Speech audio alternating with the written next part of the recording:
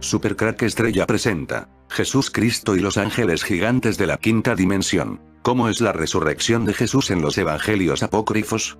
Los evangelios apócrifos no son considerados canónicos al no estar en la Biblia y nos cuentan una historia distinta de Jesús y su resurrección. Seres gigantes, ovnis, seres de otras dimensiones, donde definen a los humanos como los durmientes, los dormidos, algo que sin duda nos recuerda mucho a la película Matrix, donde Neo despierta de la Matrix lleno de cables y conexiones. ¿Estamos los humanos dormidos como dicen los evangelios apócrifos? Todo este mundo donde estamos no es más que un sueño de otro yo que duerme en alguna parte. Hace 21 años Neo tomó la píldora roja y conocimos de Matrix. Despierta, Neo. Matrix ocurre en lo que parece ser una ciudad contemporánea de USA. Neo, el protagonista, es un hombre joven, hacker en la noche y empleado de un gran conglomerado durante el día. Como hacker, Neo ha oído rumores de Matrix y se pregunta qué es.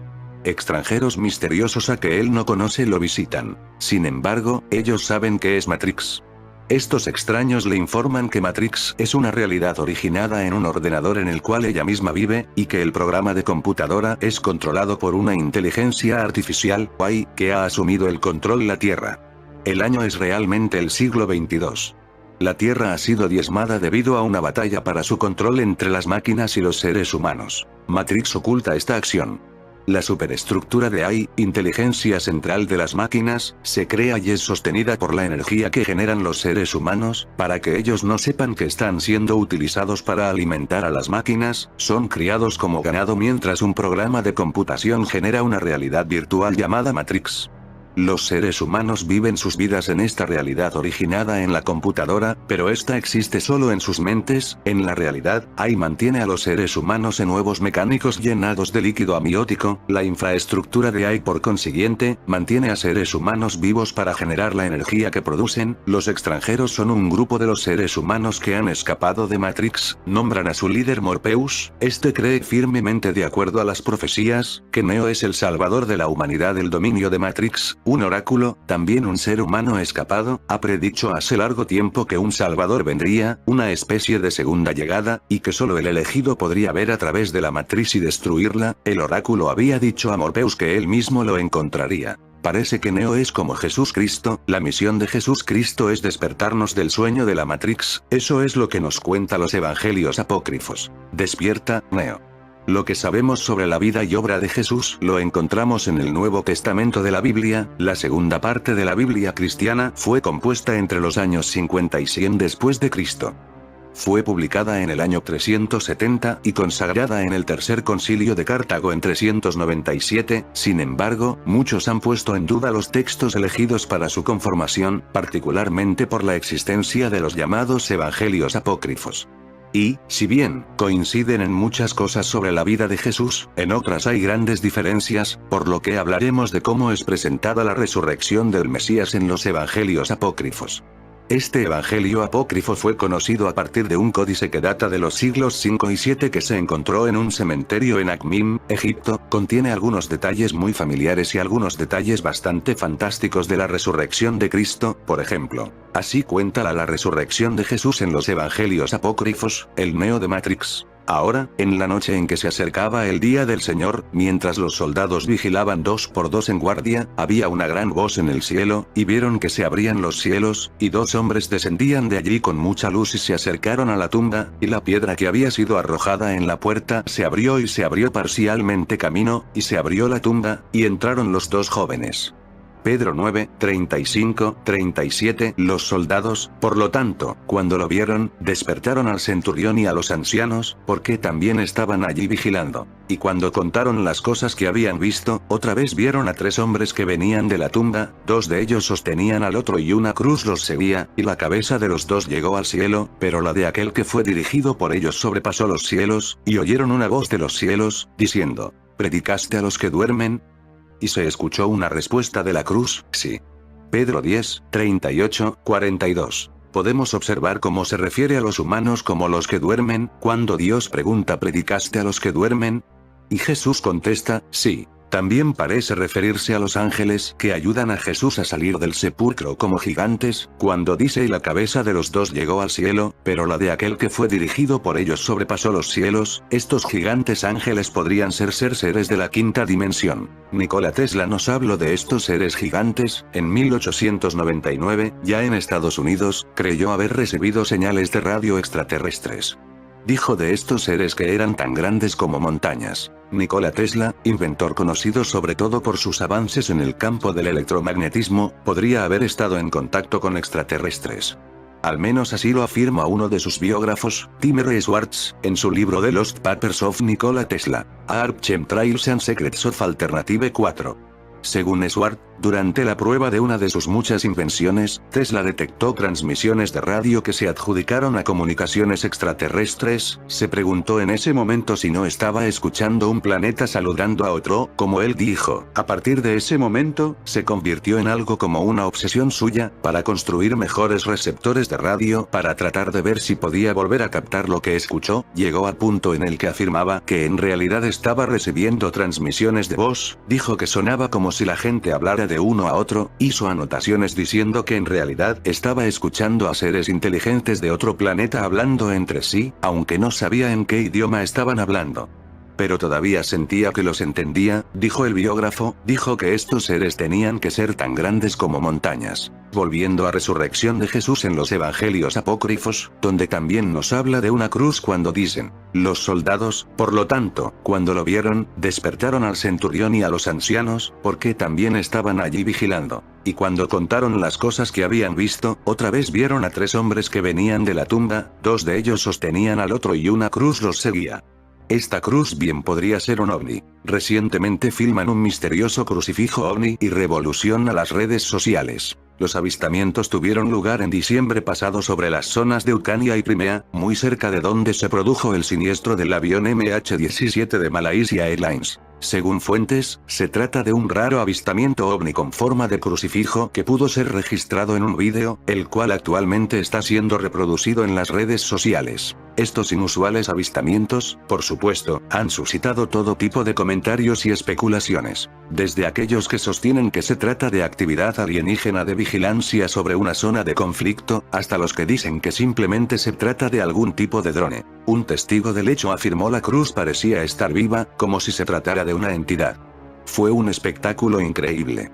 Muchos ufólogos, y entusiastas de los ovnis y lo paranormal en general, afirman que las apariciones son en realidad mensajes de paz de parte de razas extraterrestres que observan la actividad humana, lo que en principio explicaría que estos avistamientos se hayan producido en zonas de gran tensión y donde actualmente se desarrollan conflictos bélicos. La cruz y los ángeles no aparecen en el relato que conocemos de la Biblia, ni a una cruz respondiendo, Jesús en los infiernos. Entre la muerte y resurrección de Jesús hay un oscuro episodio, que no aparece en los evangelios, pero sí en un par de breves alusiones de un escrito canónico, la primera epístola de Pedro, 3:19, 4,6. El descenso de Jesús a los infiernos. Este hecho se desarrolla en la segunda parte de un apócrifo, el Evangelio de Nicodemo. Unos cuantos sacerdotes, un levita y un doctor de la ley cuentan cómo en el retorno de Galilea, donde habían sido testigos de la ascensión de Jesús hasta Jerusalén, les salió al encuentro una gran muchedumbre de hombres vestidos de blanco, que resultaron ser los resucitados con Jesús. Entre ellos reconocieron a 2 que se llamaban Leucio y Carino, que les contaron los maravillosos acontecimientos tras la muerte del Maestro, entre ellos su visita a los infiernos. El comienzo de la narración suena así. Estábamos nosotros en el infierno en compañía de todos los que habían muerto desde el principio. Y a la medianoche amaneció en aquellas oscuridades como la luz del sol, y con su brillo fuimos todos iluminados y pudimos vernos unos a otros. Y al punto nuestro padre Abraham, los patriarcas y los profetas y todos a una se llenaron de regocijo y dijeron entre sí, esta luz proviene de un gran resplandor. Entonces el profeta Isaías dijo, esta luz procede del Padre, del Hijo y del Espíritu Santo. Los antiguos patriarcas comenzaron a regocijarse de inmediato con la liberación que se les avecinaba, mientras que Satán prevenía a sus huestes a fin de que se prepararan para recibir a Jesús. Satán mandó reforzar las puertas del infierno, pero al conjuro de una voz celestial se hicieron añicos las puertas de bronce, los cerrojos de hierro quedaron reducidos a pedazos, y todos los difuntos encadenados se vieron libres de sus ligaduras, nosotros entre ellos. Entonces penetró dentro el Rey de la Gloria en figura humana, y todos los antros oscuros del infierno fueron iluminados. Enseguida se puso a gritar el infierno mismo: «Hemos sido vencidos!» exclamación de cierre. Jesús tomó por la coronilla a Satanás y se lo entregó al mismo infierno para que lo mantuviera a buen recaudo. Luego condujo a todos los patriarcas fuera del oscuro antro, comenzando por Adán y siguiendo por Enoc, Elías, Moisés, David, Jonás, Isaías y Jeremías. Juan Bautista también hay otros, como el de Tomás, no confundir con el de la infancia, en el que se nos muestra otro camino hacia la salvación. En él, nos dice Jesús, no nos salvó al morir y resucitar, más bien, Jesús salva a las personas al revelar la verdad, el conocimiento de Dios y de sí mismos a través de sus dichos. Y oyeron una voz de los cielos, diciendo: ¿Predicaste a los que duermen? Y se escuchó una respuesta de la cruz: sí. El mundo como lo conocemos es un producto de nuestra imaginación o una ilusión construida por un malvado científico. Quizás somos objetos de un experimento científico y nuestro cerebro ha sido retirado de nuestro cuerpo, conectando sus terminaciones nerviosas a un superordenador que alimenta todas las sensaciones de la vida cotidiana, haciéndonos creer que estamos viviendo una vida completamente normal. Algunos filósofos creen que la realidad que percibimos puede ser producto de un programa informático. El filósofo británico Nick Bostrom, que en el año 2011 fundó el programa de Oxford sobre los impactos de la tecnología del futuro, indicó que nuestro universo puede ser un juego de ordenadores diseñado por extraterrestres e incluso sugirió que una raza de descendientes ahora evolucionados podría estar detrás de nuestro encarcelamiento digital. Los seres futuristas, humanos u otros, podrían estar utilizando la realidad virtual para simular un momento del pasado o recrear cómo vivían sus antepasados. Cerebros en cubetas. Hilary Putnam, filósofo, matemático e informático, planteó la teoría que los humanos podríamos ser cerebros en cubetas conectados a unas máquinas. El autor narra una historia en la que toda la humanidad está formada por cerebros en cubetas, conectados a un ordenador por un científico maligno. Tras exponer la hipótesis, lanza la pregunta: si fuéramos cerebros en cubetas, ¿podríamos pensar que lo somos? Esta teoría propone que todo lo que percibimos con nuestros sentidos podría ser el resultado de un experimento de alguien superior, ya sean humanos, máquinas o extraterrestres, y que nuestro cerebro se encuentra en un frasco, por lo que todas las situaciones que vivimos día a día son simples simulaciones de ordenador para ponernos a prueba. Sin duda, esta teoría es el argumento principal de la trilogía Matrix. ¿Estamos durmiendo? Ahora, en la noche en que se acercaba el día del Señor, mientras los soldados vigilaban 2 por 2 en guardia, había una gran voz en el cielo, y vieron que se abrían los cielos, y 2 hombres descendían de allí con mucha luz y se acercaron a la tumba, y la piedra que había sido arrojada en la puerta se abrió y se abrió parcialmente camino, y se abrió la tumba, y entraron los 2 jóvenes. Pedro 9, 35-37. Los soldados, por lo tanto, cuando lo vieron, despertaron al centurión y a los ancianos, porque también estaban allí vigilando. Y cuando contaron las cosas que habían visto, otra vez vieron a 3 hombres que venían de la tumba, 2 de ellos sostenían al otro y una cruz los seguía, y la cabeza de los 2 llegó al cielo, pero la de aquel que fue dirigido por ellos sobrepasó los cielos, y oyeron una voz de los cielos, diciendo: ¿Predicaste a los que duermen? Y se escuchó una respuesta de la cruz: sí. La idea de que vivimos enchufados en un mundo como el de Matrix es menos descabellada que hace unos años, ya que estamos empezando a crear mundos virtuales muy parecidos al nuestro, que intentan estimular nuestros sentidos de la forma más parecida a la vida real. ¿Estamos dormidos o despiertos? ¿Nuestro entorno, aquel que consideramos tangible y real, será verdadero? ¿Podemos constatar nuestro mundo por medio de la experiencia de los sentidos? Estas preguntas han aquejado a múltiples pensadores y, de este tema, han surgido innumerables películas. ¿Por qué? ¿Acaso la realidad es más o menos de lo que vemos, sentimos, palpamos, gustamos y olemos? En el presente ensayo abordaré el sueño y la vigilia desde Platón, Descartes y Putnam para, posteriormente, explorar los conceptos planteados por estos filósofos en la película de Matrix. Pero entonces, llega otro inconveniente que puedo denominar por alma: si hay un genio maligno que me hace equivocarme intencionalmente en todo. Descartes cavila en el tema, lo piensa y analiza, pero no logra darle una respuesta, porque si no se tiene cuerpo, todo es ficción, y ahora llega a otro dilema: ¿qué pasa con el sentir si no se puede realizar sin la parte corpórea? Y aparte, estas sensaciones muchas veces nos hacen creer sentir algo en los sueños siendo falsos en la realidad. A lo cual responde que el pensamiento existe y no se nos puede despojar de él, por ende si soy existo, por ende, el ser humano es algo que piensa, por lo cual soy algo cierto y existente en la medida en que pienso y así. Luego, aparece un filósofo norteamericano llamado Hilary Putnam que en su libro Razón, Verdad e Historia, retoma el pensamiento cartesiano con el experimento de los cerebros en una cubeta. Este experimento se enmarca realismo metafísico, el cual es definido por Putnam, 1988, citado por Diegues, 1998, como el mundo que existe independiente de la mente y, ese mundo, posee una estructura determinada así la conozcamos o no. Según lo anterior, una descripción verdadera o correcta del mundo sería aquella que se refiera a objetos realmente existentes en el mundo y, por lo tanto, debe existir una representación completa del mundo objetivo tal y como éste es en sí mismo. Entonces, este realismo metafísico presupone la existencia de un mundo prefabricado y asimismo, un punto de vista del ojo de Dios desde el cual se pueda contemplarlo. Con lo anterior, se llega al experimento de los cerebros en una cubeta. No sabemos que no somos cerebros, flotando en el líquido contenido en una cubeta de laboratorio, conectados con un computador que nos provee de las experiencias que tenemos en cada momento y bajo el control de algún técnico científico inteligente, o bondadoso, o malévolo, dependiendo de los gustos de cada cual. No lo podemos saber porque, en el caso de que lo fuéramos y si el científico tuviera éxito, nada en nuestra experiencia nos revelaría que lo somos. Por hipótesis, nuestras experiencias serían idénticas a las de algo que no fuera un cerebro en una cubeta, dado que cada uno de nosotros solo puede apelar a su propia experiencia, y como la experiencia es idéntica en cualquiera de las dos situaciones alternativas, nada hay que pueda revelar cuál de las situaciones es la que de hecho se da. Ahora bien, los planteamientos anteriores son la base teórica de la película de Matrix. Inicialmente es importante aclarar cuál es la trama de dicha película. The Matrix es una película de ciencia ficción que afirma la existencia de dos realidades. La que se vive cada día denominada la matriz, la cual es un sueño que parece real, y la otra realidad, es la que se encuentra detrás de ella. La real, el protagonista de esta película Neo, está buscando con ansias la verdad sobre la realidad en la que se encuentra porque está seguro que algo tiene total control sobre su vida. Posteriormente, sale de esa matriz, de ese sueño y se enfrenta con la realidad. Todo su mundo era una fantasía controlada por robots y, lo real ahora es que el mundo está en destrucción. ¿Qué significa apócrifo? Etimológicamente, proviene del griego apócripon, que significa oculto.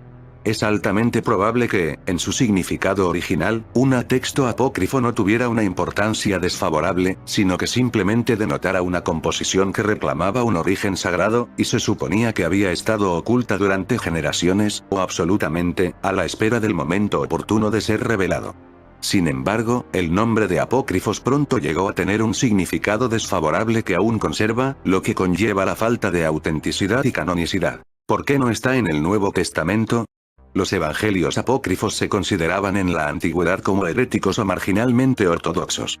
Tenían ideas que los cristianos de aquellos años no creían que representaban la verdad de Jesús y su doctrina. La mayoría de ellos no se incluyeron en el Nuevo Testamento porque los cristianos que formaron el libro y eligieron el canon, no pensaron que estuvieran escritos por apóstoles o por personas que conocían a los apóstoles. ¿Qué encontramos en los evangelios apócrifos? Los evangelios apócrifos narran lo que los apóstoles o seguidores de Jesús vivieron estando con él, antes y después de su resurrección. Hay otros, como el de infancia de Tomás, que aborda a Jesús durante sus primeros años, y muestra cómo el Salvador no se controlaba del todo al usar sus poderes.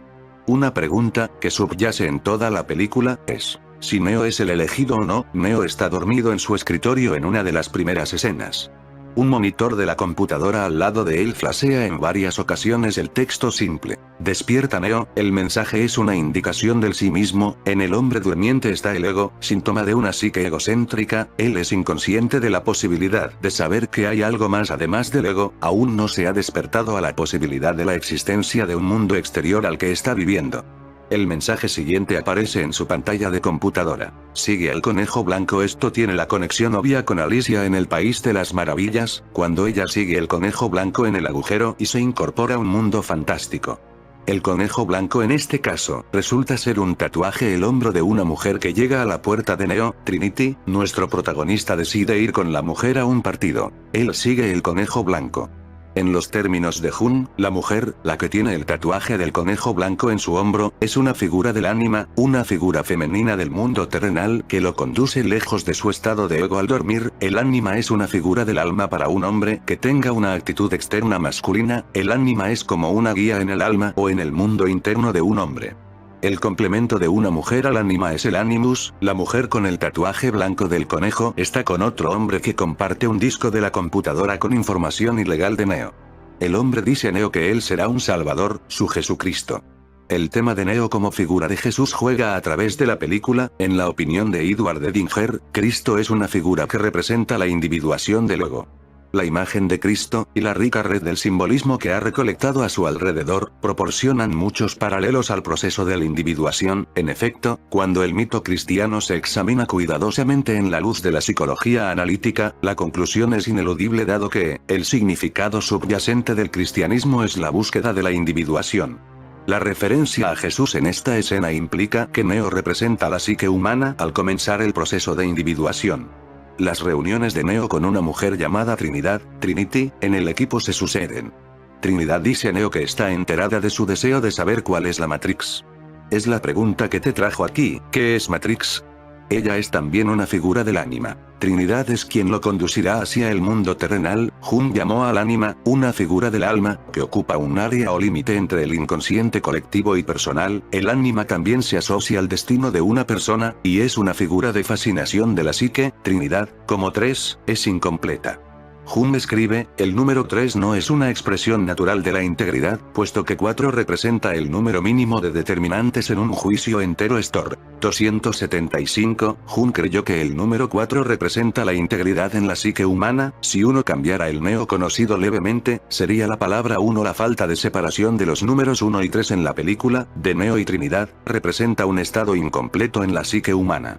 Pues veremos, es cual el ensamblar de Neo y de la Trinidad, que hacen así 4, los efectos el cambio necesario para Neo para superar a sus adversarios en la duración de la película.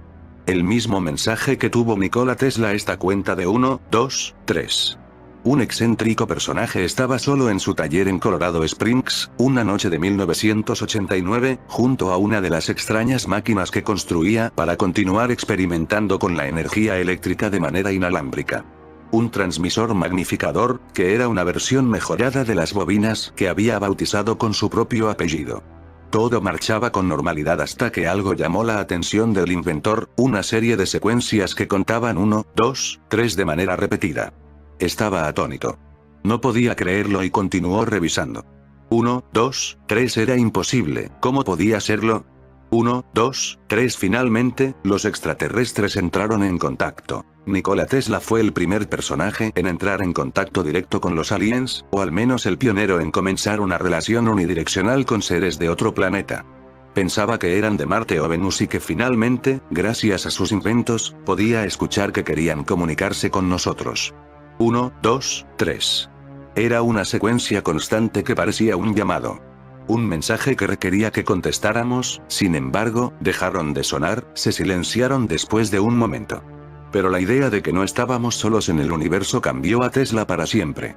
Venus, el lugar donde en Supercrack Estrella hemos hablado de que es el infierno. 1, 2, 3. Despierta, Neo.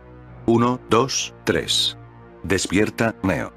La resistencia temprana de los caracteres del ego ocurre después del reclutamiento inicial de Neo al grupo de Morpheus. Neo tiene una reunión con su jefe después de llegar tarde nuevamente al trabajo. Este le dice, usted tiene un problema con la autoridad, señor Anderson Matrix.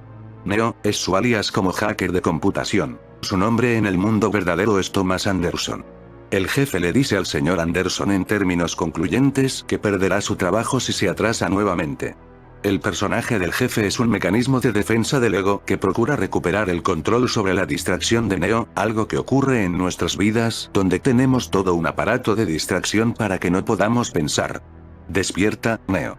1, 2, 3. Despierta, Neo. Morpheus continúa describiendo qué significa Matrix. Él dice, la matriz está toda a nuestro alrededor. Es como psiquismo proyectado creado por el ser humano.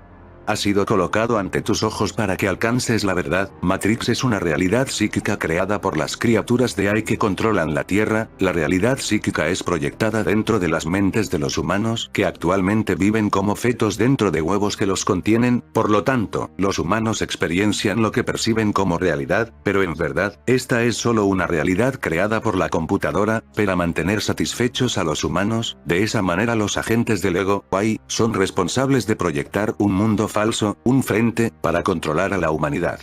La meta suprema de las criaturas de AI es la de regenerar la energía que los humanos producen naturalmente para así mantener la infraestructura operativa de AI.